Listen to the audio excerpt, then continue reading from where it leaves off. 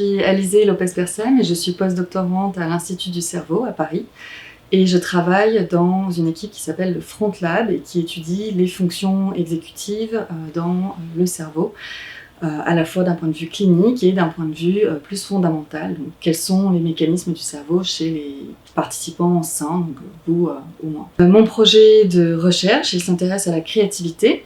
Notamment, je cherche à comprendre quelles sont les opérations qui se passent dans le cerveau lorsque on génère une nouvelle idée, lorsqu'on est créatif, lorsqu'on trouve une solution pour résoudre un problème. Je suis lauréate du Paris Region Fellowship Programme et ce programme, il va me permettre de mener à bien mes recherches, de tester le cadre théorique que j'ai proposé et d'obtenir les financements nécessaires pour pouvoir conduire les expériences que j'ai besoin de faire pour tester mes hypothèses. L'Institut du cerveau, on a un département qui est responsable des financements et qui vont présenter aux jeunes chercheurs comme moi les différentes possibilités de financement, dont ce financement de fonds européens. Et donc j'ai postulé à celui-ci pour l'obtenir.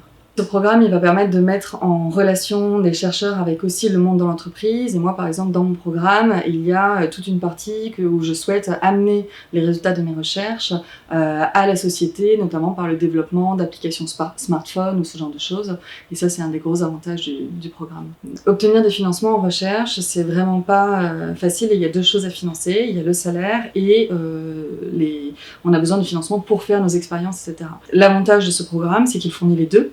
Il y a à la fois un salaire pour une période de 2 ans, ce qui est relativement longue dans l'échelle temporelle des postdoctorants, et à la fois aussi des financements pour pouvoir assister à des conférences internationales, pour pouvoir emménager à Paris si on le peut, et financer à côté des expériences et publier nos articles. Moi, j'ai envie de tester, de développer des outils qui vont permettre d'évaluer les forces et les faiblesses de la créativité des individus pour pouvoir leur permettre derrière de faire des petits exercices ou des petits entraînements qui leur permettraient d'améliorer leur créativité, d'améliorer leur capacité à trouver des nouvelles idées. J'ai eu l'occasion de rencontrer les 26 premiers candidats, lauréats comme moi lors d'une journée d'accueil.